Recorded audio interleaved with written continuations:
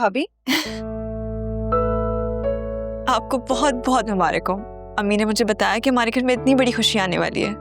तुम्हें भी मुबारक, तुम भी तो फूफो बनने वाली हो। भाई कहाँ है? मुझे उनको भी मुबारकबाद देनी है। मेरी दवाई लेने गया है वो, वापस आए तो उससे मुबारकबाद दे देना। अम्मी हम बैठे ना जरा।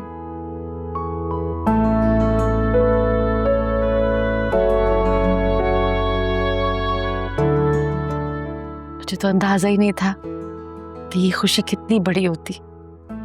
दुनिया की सारी खुशियां एक तरफ और दादी बनने की खुशी एक तरफ। शुक्र है इस घर में खुशी तो आई जिसने हम सबके चेहरे पे मुस्कुराहट लौटा दी, वरना तो ऐसा लग रहा था जैसे हम सब हंसना बोलना ही भूल गए।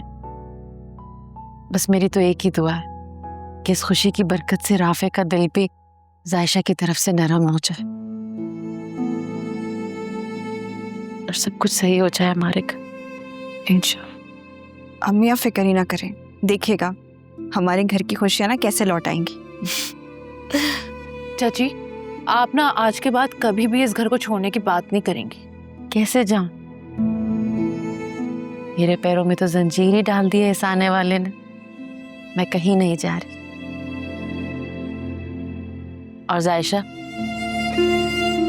अब तुम्हें भाभी का बहुत ख्याल रखना है। अम्मी आप फिक्र ही ना करें, मैं भाभी को बेड से हिलने ही नहीं दूंगी। बहुत ख्याल रखूंगी भाभी का। ओ प्लीज आयशा, तुम वैसे ही मुझे कौन सा कोई काम करने देती हो? सारा दिन बिस्तर पे बोर हो जाऊंगी। क्यों होंगी बोर? मेरे भतीजा भतीजी आने वाले हैं ना, अब आपने उनके बारे में सोचना है सिर्फ। बिल्कुल ठीक कह रही है जायशा। और अब राफे भी तुम्हारा खूब सारा ख्याल रखेगा। मैं उससे कहूंगी कि तुम्हारा और तुम्हारे होने वाले बच्चे का ध्यान रखे। जी हाँ, और अब कोई बहस नहीं होगी। ओके मैम, बस खुश। अच्छा अम्मी, मुझे बताएं कि मैं भाभी के लिए खाने में क्या बनाऊं? फिलहाल तो तुम इसके लिए यखनी चढ़ा दो, खाना मैं खुद बनाऊंगी। हाँ ठीक है, मैं अभी चढ़ाती।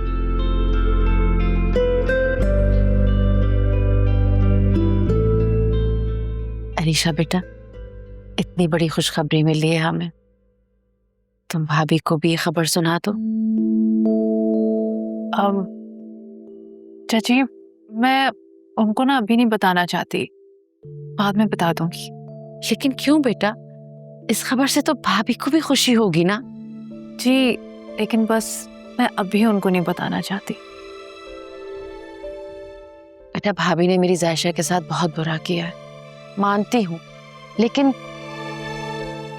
वो भी माँ है और माँ के लिए इससे बड़ी खुशखबरी कोई हो ही नहीं सकती।